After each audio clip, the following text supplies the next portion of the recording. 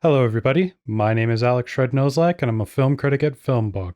Today, I'll be reviewing the 2020 teen drama film Words on Bathroom Walls. Words on Bathroom Walls was directed by Thor Frudenthal. It was written by Nick Navetta and stars Charlie Plummer, Andy Garcia, Taylor Russell, and Anna Sophia Robb. The film follows Adam, who is a senior in high school and has a passion for cooking. Shortly before this story begins, Adam learns he has schizophrenia. He does everything in his power to keep that disease on the down low, but an incident at school leaves him expelled. He then transfers to a Catholic school where he tries to learn to live with his illness. This is one of the rare films that came out in theaters this year, but most recently came out on video on demand. I had not read the book, and I didn't know much about this film aside that it was about a teenager dealing with a mental illness. My initial thoughts are very mixed. There are a lot of parts in this movie that I really loved, but there's also a lot of parts that I really didn't like too. I'm going to hop back and forth about what I liked and disliked just because the two seem to intertwine quite a bit. I respect that this movie decided to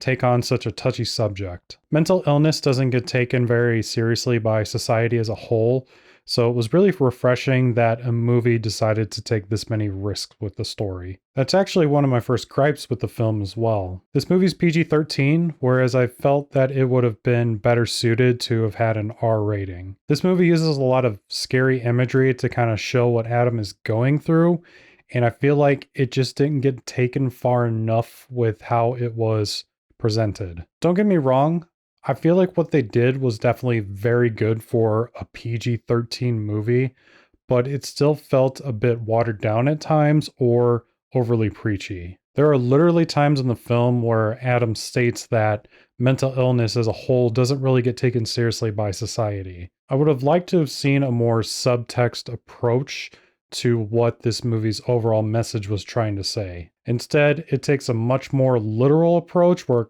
pretty much tells you what it's trying to say. That was a bit disappointing for me. Another thing that I have a lot of mixed emotions about are the three personalities that are a part of his schizophrenia. The three personalities that he interacts with are an attractive young woman who is very spiritual, a kind of laid back stoner guy that kind of helps him with the girls, and then this big buff bodyguard guy that just carries around a baseball bat. I kind of feel like it's really difficult to show the hell he's going through with these personality types. To be quite honest, none of these personalities are really damaging. All three of them are really just trying to help him, get through everything. He also hears voices in his head, so I don't know if I would really consider that a fourth personality, but that's the only part of his brain that kind of, gives him all these negative thoughts, kind of just telling him the things that he shouldn't be hearing about himself or those around him. And it also causes a lot of the hallucinations that he sees. So don't get me wrong, that part is definitely there, but I'm not sure how realistic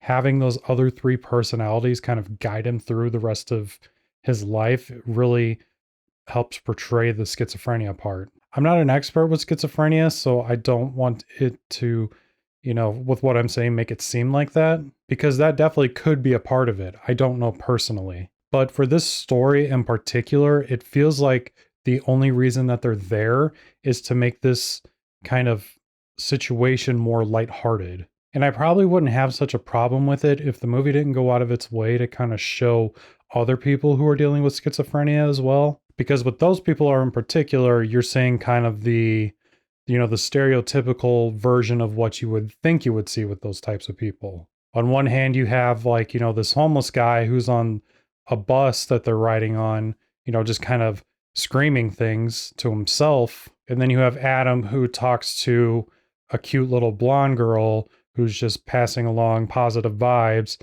and a dude who's just trying to help him get laid. Like I said, I'm just very, very mixed with the approach that this movie took. This movie definitely feels more like it was an assignment type movie. And what I mean by that, the average Hollywood scriptwriting process is that a studio will hire a screenwriter and they typically have about 8 to 12 weeks to pump out a script. This movie definitely feels more like it was just adapted from the book itself and didn't really go and do additional research about living with schizophrenia.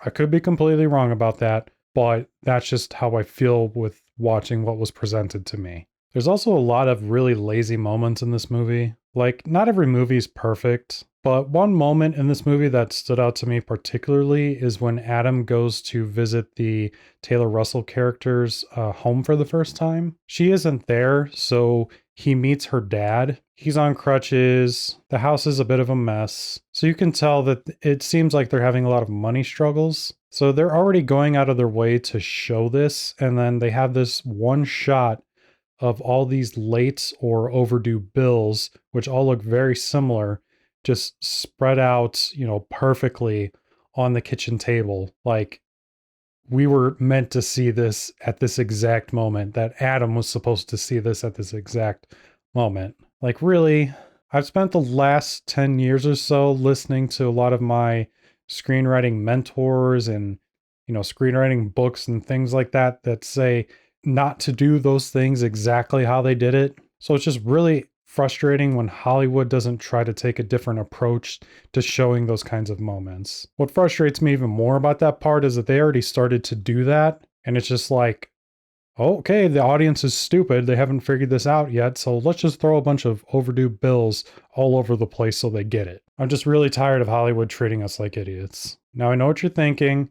I'm tearing into this movie, so you probably think that I'm going to give it a poor rating here in a moment. But as I mentioned earlier, there are a lot of parts of this movie that I really enjoyed. The biggest aspect of this movie that I really enjoyed is the actors in general. I feel like all of them did a really, really fantastic job. I realized this maybe like midway through the movie when the Taylor Russell character is in the bedroom with Adam talking to him with all of the personalities behind her. The fact that she was able to keep a straight face and keep that conversation going with this giant dude with a baseball bat right behind her was really, really good. That girl is definitely talented for sure. But it's not just her, it's the rest of the cast as well. There are a lot of honest and brutal moments in this movie that make it a shame why it isn't better than it is. The filmmaking is fine for the most part. Nothing about it is too overly inventive, but it does a pretty good job of portraying what Adam is going through. Despite all of its flaws, I do really think that this movie is worth a watch. So I'm going to rate Words on Bathroom Walls